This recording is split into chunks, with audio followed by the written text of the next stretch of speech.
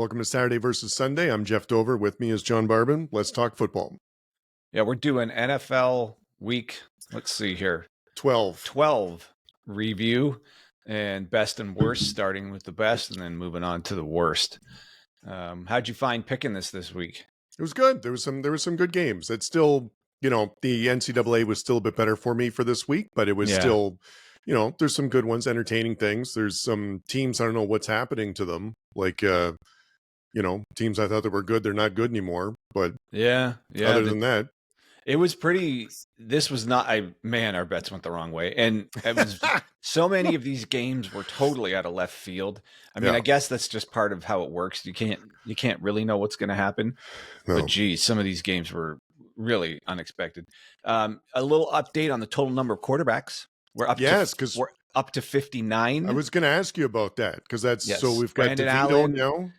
What's that? We got the latest additions to the list for total quarterbacks for this year is Desmond Ridder, Brandon Allen, Nick Mullins, and Tommy Cutlets. Yeah, there you go. It was a big week. We're up to 59. So I think we'll still think we're going to get to 60 somewhere along the line here. Yeah. So that means for those of you listening, that 59 different quarterbacks have played in the NFL season, like meaningful snaps. Yes, in the NFL season this year. Yep, which is a lot. We're getting there. All right. More to your point that it's important to have more than one on your roster.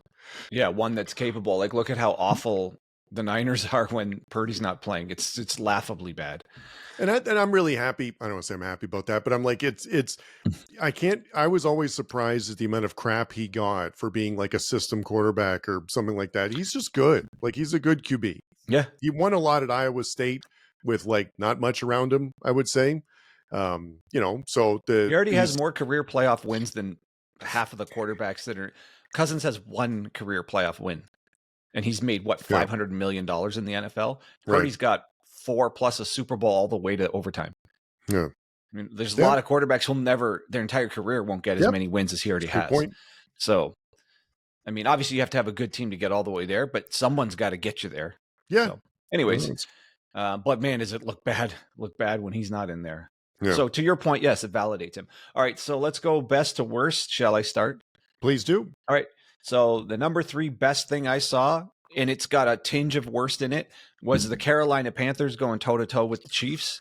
Yeah. I mean, they hung in there. We bet the under in that because the KC's defense has looked amazing, dominant all season. And then how the hell do you give up 27 points to Carolina? Where did that come from?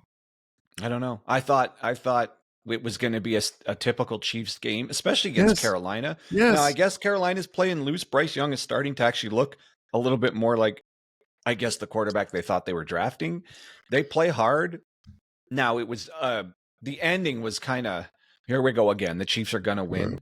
And I've heard one person give a take saying maybe the Chiefs weren't almost using this as a practice game, so to speak. And I don't know if anyone does that in the NFL, but maybe they were trying things out. They didn't really care how the game went per se. And then at the end, when they needed it, they just went straight down the field, got the go ahead score. But good for Panthers for hanging in there. I assumed this was going to be just an inevitable Chief game, nothing to watch. And so I turned it on anyways, and I was like, oh geez, we got a game here.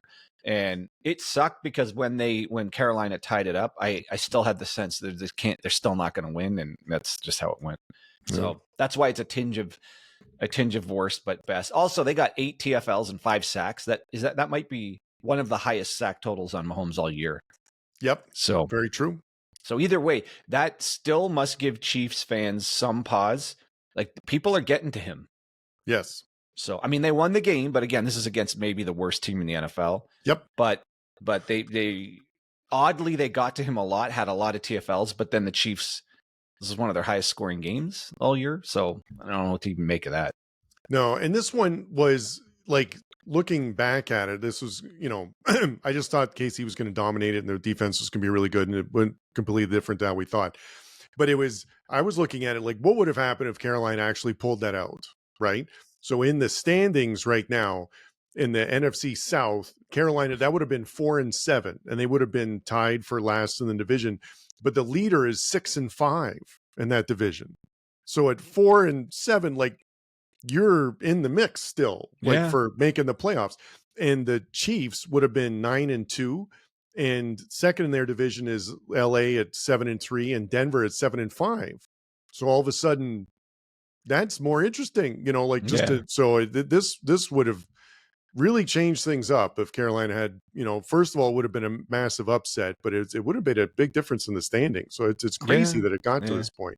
Yeah, we're right at that point of the season where it seems like everything's already set, Yeah. but to your point, a That's lot of just, the division games haven't been played yet. yeah. And that's just when they get up and bite you, Yeah. it's just crazy. So, But anyways, that was the third best thing I saw. yeah, the third best thing for me was the good teams being good, and because Detroit really handled Indianapolis, Miami really handled New England, and Philly really handled the Rams. Mm-hmm. It's we've talked about this a lot about being fans, and do you want parity or do you like seeing the really good team win stuff? And we're sort of somewhere in between because we're both sort of tired of Kansas City just winning all the time. But then again, I want to see the Lions keep winning. So it's I enjoy seeing a really good team. So Mm-hmm. it's but anyway, those like because I don't know what happened to Houston and San Francisco is really struggling. Like, and it's but that's so good on Detroit, Miami, and Philly. Like, for good teams, played like good teams, dominated the game. That was good to see. Yeah, it might be too late for the Dolphins. That Tua was out for so long and they dropped so many games. Them getting back on track, that you might just not have enough games to get back into the mix here in the playoffs. But they look good. And Philly, I've heard a take that they just seem like they've separated themselves. So Detroit seems to be in a complete league of their own in the NFC, but then right below them, Philly might almost be by itself right below them. And then whatever mix of whatever else under that. But Philly for sure in the last, let's say 4 weeks, something looks different there. Yeah, partly for sure. Barkley, but we'll get back to that. No, and you're right. Buffalo's 9-2 and Miami's 5-6 in that division. That's going to be tough to overcome. But the only other best teams in the AFC would have like 7 wins, so they're not out of it. They've won 3 in a row to be at 5-6, so that's something. But it's the Ravens. Up until about 4 weeks ago, you'd say the Ravens occupied their own spot right behind the Chiefs, but not anymore. Nope. Something's wrong with that. I mean, the defense is terrible on that team. All right, so the second best thing I saw was the Texans-Titans game. Oh, yeah. This was just the most entertaining thing. I mean, the announcers were talking about it. Was just so much fun. Didn't expect it at all. Mm-hmm. But the Titans, their actually defense is really good. Mm-hmm. And Will Levis, yes, he still throws an awful pick every now and then, but he's playing better compared to how he's played. Like, he's starting to look a little bit better here. He's got the arm. He can move. And I think maybe he deserves another year of, let's see if this guy can improve. Like, these guys need more time than they're being given. And some of the commentators are like, they already got to move off of him. Like, well, let's see. Like, give him a couple more years here. I mean, Fields is getting got 3 years. I mean, got to give these guys at least 3 years. Same with Bryce Young. He's going to get another year. But man, that was a fun game. And you kind of knew the tone of this game right on the first 2 plays. The opening kick was an 80-yard return, and then a busted coverage for a TD on the very first play. And then that was the Texans. And then the Titans just fought their way back. There was just crazy plays both directions all game long. Tons of sacks. I can't believe the Titans actually won this game. I think he got sacked 8 or 9 times. Yeah, that's a record, I think. Being sacked that many times and winning, I think, was one of the things they talked about. It was just havoc plays all over the place. The defensive tackles, Simmons, oh my God, on the Titans, him and Vita Vea look like the 2 best tackles in the league, and it's not even close. Yeah. But fun game to watch. Levis had an interception and was sacked 8 times. And so that's like 9 really bad plays for when you're on offense, and it's for them to, still win at Houston. But at one point it was just teams trading 40 and 50-yard bombs back and forth. It was just wide open receivers. It was just fun. It was a fun game to watch. Maybe fundamental football, it wasn't the best, but I don't care. It was super fun to watch. No, and to your point about Levis too, getting more time is a good thing. And I wouldn't be surprised at all if he has like a Sam Darnold, resurgence at some point, either with a different team or, a year or 2 from now, because physically he's all there. Like the arm is impressive, and he's got he's got the stuff. It seems like it just hasn't worked out there, and maybe it's because it's partly the team around him. I don't know, but it's that's he showed glimpses of it today or the Yeah. yesterday, right? Of I what mean, he I can guess do. they always So say it's the processing thing. Is he going to speed up mentally? But also the interceptions, the criticizing these guys about the interceptions.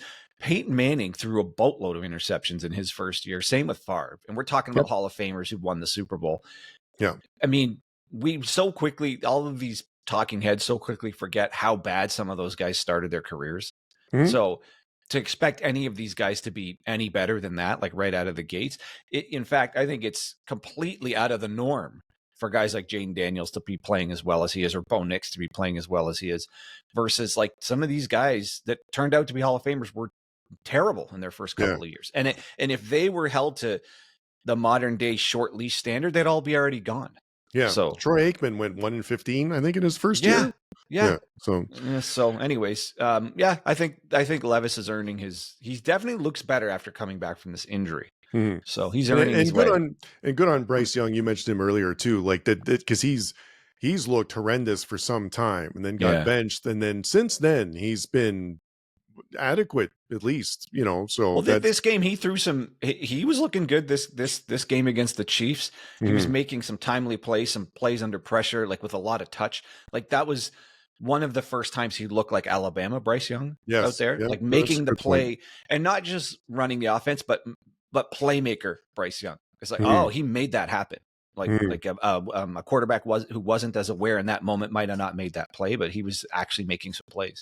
mhm. So anyway, so that's the second best thing I saw, the Texans Titans game. That was fun. Yeah, that's good. So the second best thing I saw was the snow game on Thursday. Pittsburgh Cleveland That's my looked number like a. one thing. Yeah. Oh, is it? It Yeah. Well, and was the. that's why they get the shirt. Yeah, Yeah. good call. That it was just there's nothing like every now and then a crazy weather game is super entertaining. So, and that's what this was because it was a tight game. Neither team was really like I don't want to say they didn't pass the ball well, but like neither team is known for the dynamic passing. And then to have a full on blizzard at one point and for it to still be pretty good quality football and hats off to Cleveland for winning it because they played well that game, but it was that was nuts. Those are super entertaining. It was pure entertainment. And I think Jameis Winston is the most fun player in the NFL. Did you see when he was trying to draw them offside? Mhm. He just shouted, "Would somebody jump offside?" Like he was actually said that. So he was, of all the things, he was mic'd up for that game. That Yeah, guy is a national treasure. I yeah. hope, I hope to hell that he becomes Cleveland's Baker Mayfield, as it were. Mm. Kind of how Baker Mayfield's found a home in Tampa. Yeah. I hope they don't need to search any further. They don't need to draft a quarterback. I hope Winston sorts it out here and Mhm. gets the turnovers under control. I mean, this guy's just too much fun. Yeah. His interviews are the best. I know he's all preachy with the God stuff, but God, he's hilarious. Like there's just no end to what's going to come out of this guy. He's pure entertainment. And again, that's what we talk about here is entertainment. Mhm. For Yep. Cleveland to go from the disaster of Watson and the just utterly unlikable character for everything he did off the field to this guy who might be the most fun guy to have on camera. Yeah. I mean, I hope he brings it around and becomes a franchise quarterback. He's just too much fun. Yeah. No, and you're that's a really good comparison to the Watson, like what a polarizing difference in terms of character and how they play on the field, Oh and what yeah, they're like off the field. That was yeah. yeah. I can't remember the line. There was Winston he wasn't arrested, but he got picked. He stole crab legs from a Publix when he was in Florida, and he had an interesting line about that too, which was pretty funny. So I like I've always thought his personality was good. Yeah, So he's fun. I hope he figures it out and he becomes like their mainstay quarterback. He's yeah. just too much fun. All right, so number one best thing I saw in the NFL this weekend was Saquon Barkley and the Eagles. Like that was the Rams have been, they started the season poorly. They've had a lot of injuries. There's been a lot of talk about comparison to last year after the bye week, how they went off, a bunch of wins in a row and made the playoffs and everything. And so they really had that feel going into this game. They were slightly favored, I think, going into this one. And excuse me. And it was, but the Eagles really were dominant the whole time. They were, even in the first half, they were controlling the ball more. And I remember thinking, I'm like, this is going to lead to more runs later. Like all of a Mhm. sudden, those 4 to 5 yard runs are going to be longer, and that's exactly what happened. And what a great matchup! Like for Philly getting Barkley from the New York, and he fits perfectly there. And he's terrific, and he's really great to see him this dynamic of a running back with He's got a Philly. shot at So 2,000 yards. yeah, that's you wouldn't have thought so like a couple weeks ago, but it's when you Yeah, have what, the 250 on the 250 ground yard, plus another 45 or something yeah, receiving. He almost had a 300-yard scrimmage game. yeah, he That's, to did me. have a 300 yard Yeah, what scrimmage did he game. make it to 300? Yeah, it's 47 yards receiving and 255 running. God, the Giants fans must just be barfing. So think about that. Barkley is over there. He's completely in the running for Offensive Player of the Year, if not MVP. He might be Mhm. one of the few running backs to get 2,000 yards in a season. The Eagles now look like they're right there neck and neck with the Lions for best in the NFC and a fully Super Bowl contender here. Mhm. And meanwhile, the Giants just released the guy they kept instead of Barkley. Like that, Joe Shane. How does he still have his job? There's Mhm. no way he's going to make it through the offseason. Mhm. There's just no way. And I'm sure the owners of the Giants must just be just like sleepless nights thinking of what they've just done here. They gave away the best player in their division for Mhm. the sake of keeping the worst player in the division. Like it was just the utter ineptitude of the Giants administration. It's just laughably bad. And there's Mhm. no reason to think those same group of people are going to figure it out the next time around. Mhm. I kind of feel bad for Dayball. It's not really his fault. He's stuck under a dysfunctional organization, but what a mess. I Yeah. mean, just the contrast between the Eagles and the Giants, but using Barkley as the polarizing sort of story between the two. Mhm. You can't think of a team more on the up and another team more on the down. And he's the representation of all of that. Tampa handled them too. Like that wasn't even close. So yeah. I was hoping for some more fun out of Cutlets, but they're obviously starting him for just to tank. This idea that Locke's not your better player, I mean, you pay him millions of dollars more Mhm. than Cutlets. Mhm. And Locke must be thinking, what the hell am I doing here? Like, Yeah. what's going on here? Yeah. So, anyways. Well, with that said, maybe we'll move on to the worst ever. Mhm. All right. I might need some stats here. Okay. Cardinals and the Seahawks offenses. Oh, How bad was this game? Yeah, I got to look this up. It was yeah. So it the was offense is utterly unwatchable. That was yeah. so bad. Yeah, offense is actually not terrible. Like the Arizona had almost 300 yards and Seattle Yeah, had check the 285. rushing offense on both. Yeah, I don't that think either of one. them got past 50 yards. No, that was 49 for Arizona, so good call about that, and 65 Whatever for it is. Seattle. It's So embarrassingly bad offense. They just couldn't go anywhere. The Cardinals are a total Jekyll and Hyde team. I kind of yeah, expect this is kind of what Seahawks are. Zero run game, all pass. yeah, Red zone offense sucks. Like yeah. this is just what Seahawks are. But holy smokes, their defensive line was all over the Cardinals all game long. They completely shut them down. Mhm. I don't know what to make of the Cardinals. They start looking good and then they put in a dud performance like this. This is Yep. the division no one wants to win. Yes. The NFC West is a joke. The Niners are out. The Rams pretty much look like they're out. They can't compete with any real good Yeah, no, teams. Seattle's 6-5, Arizona's 6-5, the Rams are 5-6, and the Niners are 5-6. So it is Yeah. absolutely anyone's division right now. And in division, I mean, I guess the Seahawks are the best so far at 2-2, maybe in the division. Either way, Yeah, no well, one's and running away Arizona's with it. 2-1, and the Rams are 2-1 technically in Or division. 2-1. You're But right. So everyone can. There's still room for everyone to land up yeah, at whatever 3-3. I yep, mean, whatever it is. No one wants to win this division. There's no good team in this division. Whoever does make the playoffs here is going to get boat raced in the first round. Like this is just an irrelevant division. And this yeah, game to me was an example of how irrelevant this division really is. mhm, Like the Niners are completely off the board. That was their one hope. And if the Seahawks and Cardinals of this mess was mhm, your best representatives, like look what happened to the Rams. yeah, Like they got boat raced by a real team. These two teams are struggling to score. Like what? What was the score? 16 Six. That's 16 to pathetic. 6. That is Yeah. pathetic. And put them together, they can't even run for a full game's worth of yards. No. So it's just there's just No nothing in this touchdown for division. Arizona is not a good sign, right? Like Mm-mm. that's a pretty significant level of incompetence at that And point. you lose to a team that you hold to 49 yards rushing. Yeah. How bad is that? Yeah.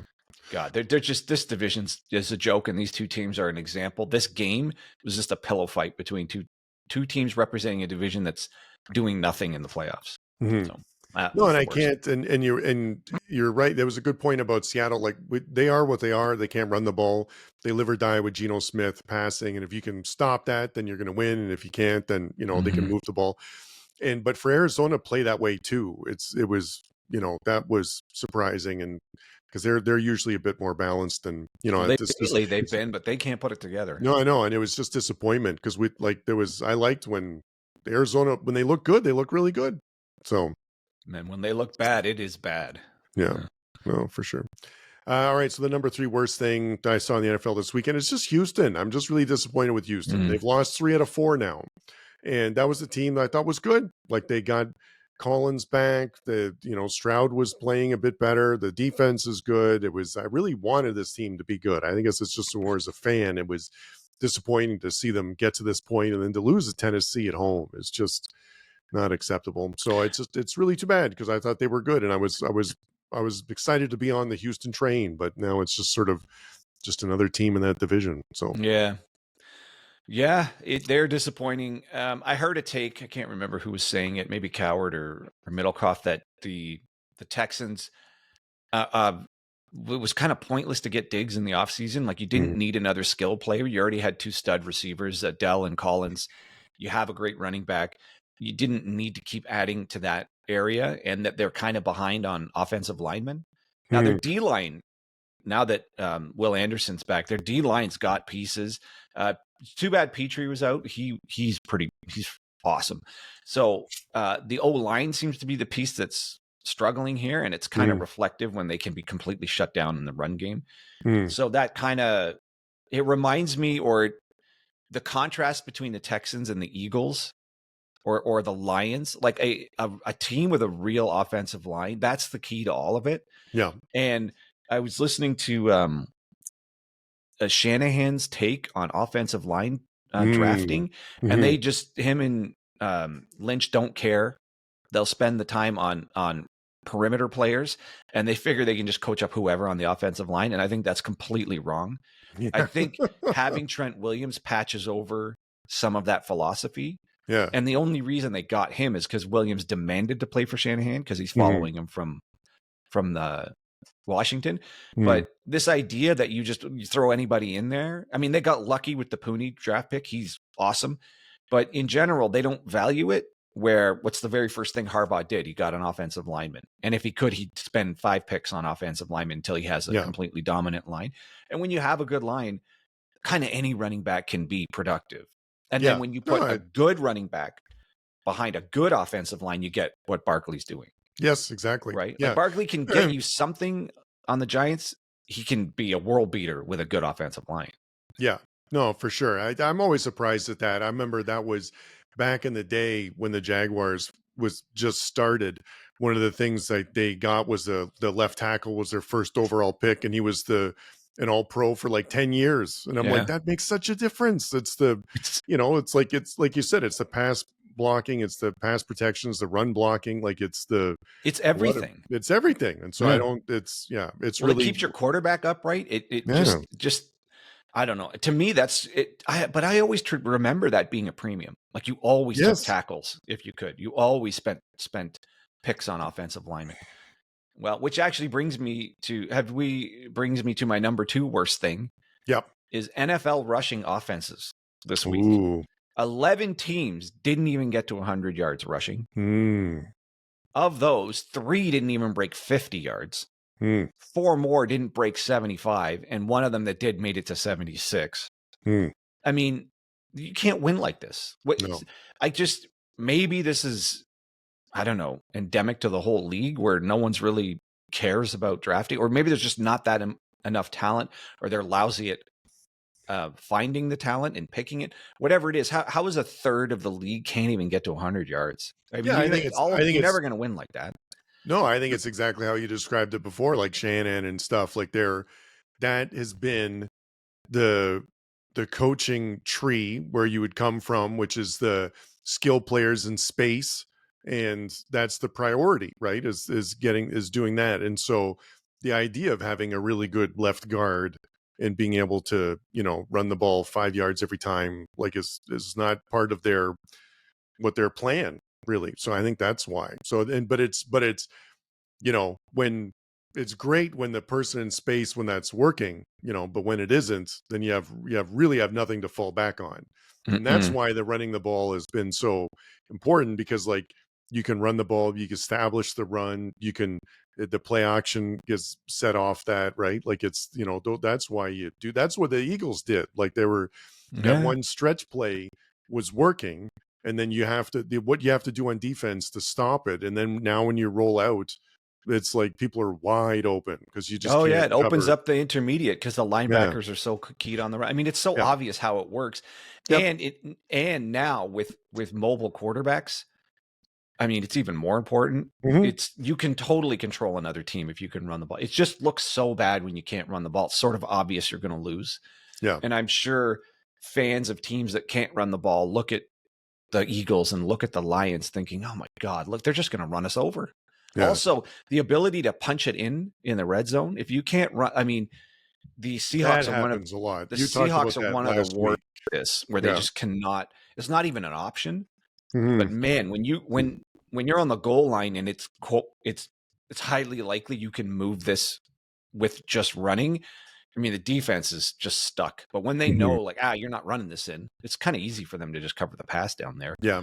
So No, you mentioned that last week with the teams not being able to score, being in the within 10 yards, right? And then that's exactly why, because that philosophy of like the skilled players in space and everything doesn't work when you're on the 10-yard line, because you there's can't just just keep less throwing space. fades down there. Yeah. Like the So threat of the run has to be real. yeah. So then you're really not.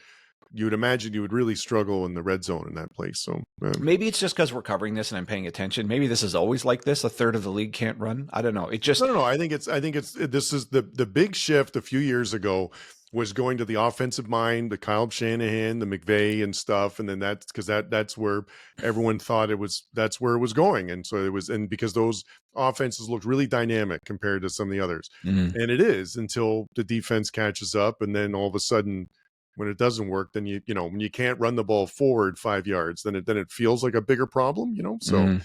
no, I think that's exactly it. And I think that and then same thing coming back with Jalen Hurts too, like, because he's not that type of quarterback like Matt Stafford where he's going to sling it around and that stuff, but he plays that system perfectly, right? Yeah. Where doesn't make a mistake, can make all the throws that you need to, but is mobile enough that rollout is deadly, Yeah, right? the So Monday night game was such a good example of the new Sunday guard night, versus the Sunday night game was such a good example of the new way of quarterbacking versus the old. Matt Stafford yes, represents the old sit in the pocket, and he can't make a play with his legs anymore. If he ever really could, nothing like the way Hurts does or yeah. Mahomes, like this new guard. It's a bit of a people, the comments you can get mad at Barb and all you want for that, because Stafford had a big run for like a first down and they commented and like, oh, he's way more mobile than you would have thought, but No, but I other than that, I it's mean, on a whole, yes, he's going down pretty easily when they get through to him. correct, yeah, And Hurts is extending more and than like extending, Caleb Williams, Jane Daniels, or Hurts or Hurts, yeah, Mahomes or Josh yeah, Allen, like yes, Lamar Jackson, like all of these guys. This is how it's going to be from now on. hmm That old school stand in the pocket and pick you apart thing is just not going to work anymore. no, It's a dying breed. He might be the last to win the Super Bowl like that. hmm Maybe yeah, Burrow, like, but still, in order to beat one of those guys. So last, to me, that game was the example of the mobile quarterback is almost always going to beat the not mobile quarterback from now on. Like that's hmm just the way the league is. And when you need somebody to make a play with their legs and your guy can't do it, well, their guy can. If you're up against he's going to get 2 or 3 first downs that your team just is not there because your guy can't do it. And those 2 or 3 first downs might be the drive that that extends the drive that wins the game. Mahomes does it all the time. Yeah. And no, and those are defensive killers, right? Because because you do everything right, but you you don't do account for that. everything right. You do it went exactly how you hoped. You took away the first option, you took away the second option, you stopped the play. Whatever play they were running, you stopped it. They could not throw it to the person or run it to the person they wanted to. It is dead in the water. And then the QB starts scrambling out and gets the first down, and it's a nightmare because you stop them, and that's all. Like we said, football is pretty simple. You have to stop the other team, and you want to keep going as your own team, right? So Yep. when the other team can convert the first down when you've done everything right, that's a killer. Yeah, and then it's just deflating, demoralizing. So, well, okay, so we can't. There's nothing we can do here. We did everything right, and we still gave up the first down. That's what's so risky. It's amazing how man defense is probably the best defense to play, but then it really leaves the quarterback options to run because everyone's just chasing their own man. So then the answer would be zone. But offenses are so good at picking apart zone now, it's I think it's harder to execute that defensively. So it's it's a real or you have to waste a player spying the quarterback. Yeah. Either way, this is the future. Like the Brady days of standing in the pocket, that's over. All right, number 2 worst. Is that your number? That was my number 2. Bad rushing offenses. Perfect. So my number 2 worst thing I saw this weekend. This is going to be a 2-parter. It's still tied to my number 1 worst thing, but is just the Jane Daniels offensive performance in the first half. We really thought Washington was going to walk all over Dallas. Hats off to Dallas for Cooper Rush. They're on the wall finally for that. No, they're on the wall. They played well. They're hats off to them for having a good game. But like what Washington looked horrendous in the first half. And I just don't know, there was a point where Cooper Rush was like 19 of 20 or something, and Jane Daniels was like 5 for 15 or so, and I'm like, what's going on right now? Like, this isn't how it's supposed, that this is exact opposite of what you would have thought would have happened. So at Washington. So it's just really disappointed how poorly they started. So yeah, some people are saying that, I don't know, the league's figuring him out a little bit, or maybe their team's just not that good. Whatever it is, they're definitely regressing to the mean here. I guess it was unrealistic for him to keep up the pace he was going at 80% completion percentage. That's impossible. Yeah. So maybe those were just a few lucky games in a row. Plus they won a game on a Hail Mary. So, but it's kind of disappointing. I don't think there's anything wrong with Daniels. He's going to be good.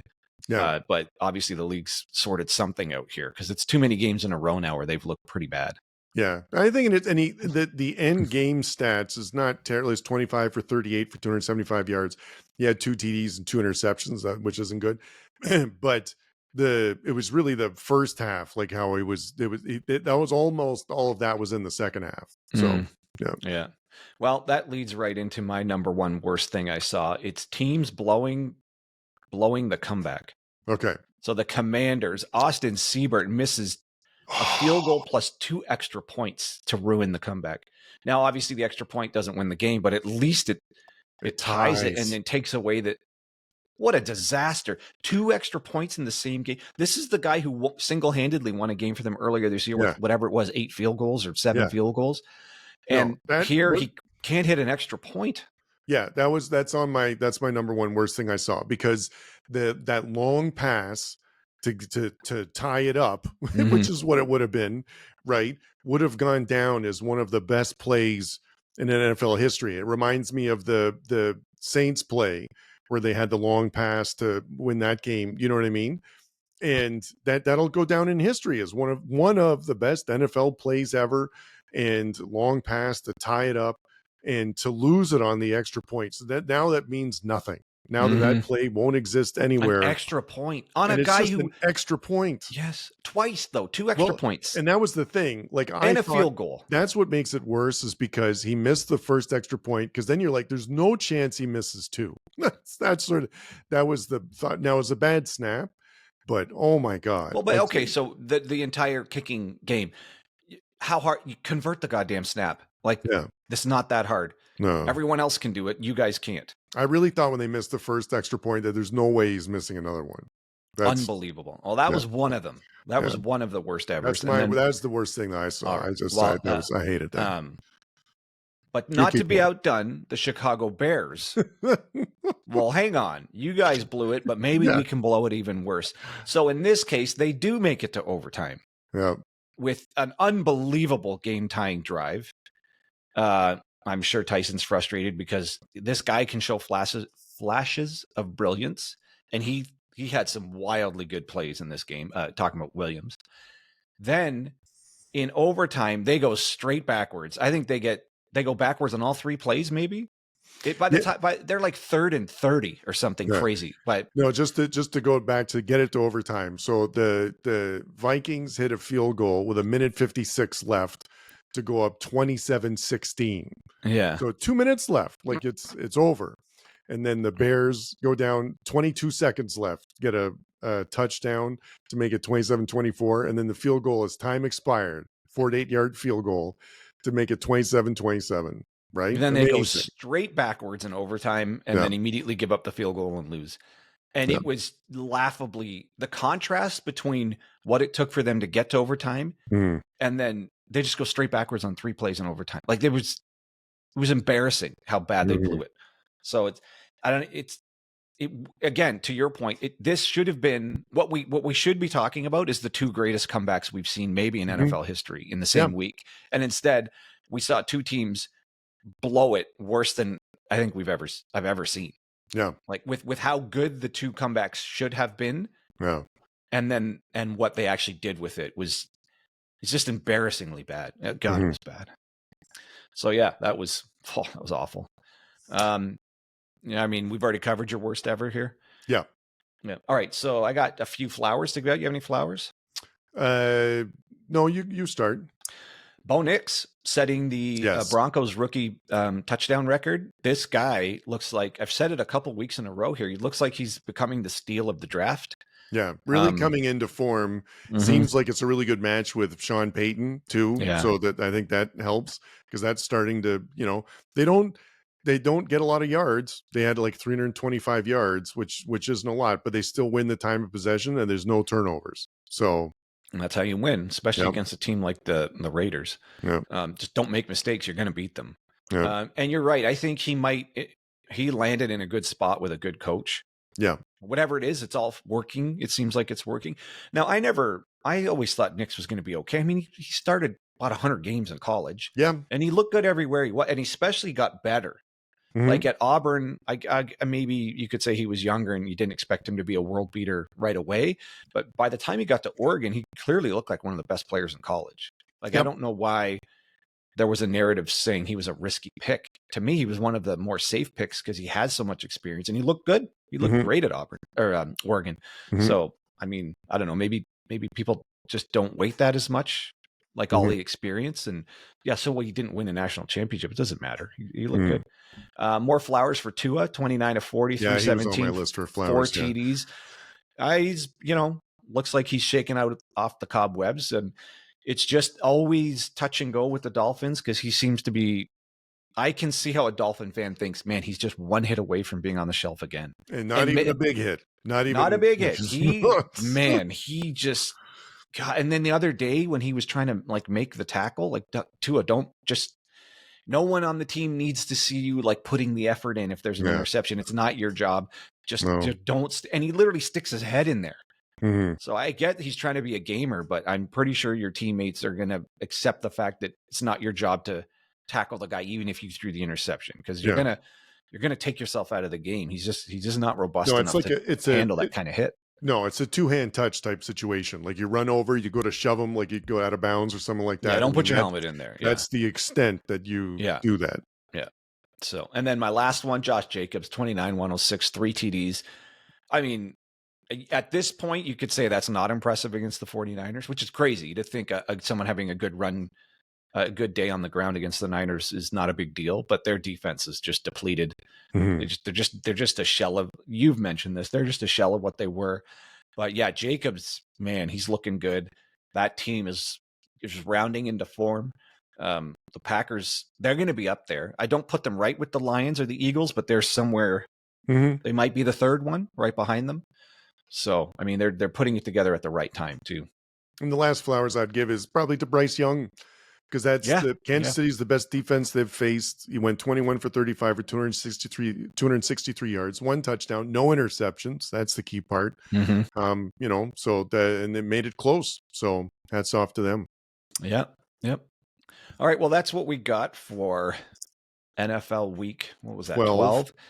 Other than the Baltimore game, which we got tonight. Yeah. So we're recording this on Monday. So we won't really be able to cover the Monday night game during this one. I still don't know what to think of this one tonight. I'm leaning towards the Chargers, but I have no idea. Yeah. Well, that's why we just stuck with the total, because you can't miss. Yeah. I'm just assuming it's going to turn back into a Ravens track meet, but seeing how the other teams perform this week, completely, I don't want to say out of character, but just unpredictable. I just don't know what to expect anymore here. Yeah. I think college wins the week. Nothing in the NFL was good enough. Nope. There was. If Chicago and Washington actually completed those comebacks, then the NFL would have won the week. Yeah. I think if those would have been 2 historic comebacks, plus the Browns game, plus the Titans-Texans game, how much fun they were. Yep. Those 4 games would have been enough, I think, to make the NFL the better, more fun league this week. Yeah. But given those games went as badly as they did at the end, then I think college wins the week for me. Yeah. All right. Well, stick around for our picks and previews in a couple of days. Catch you later.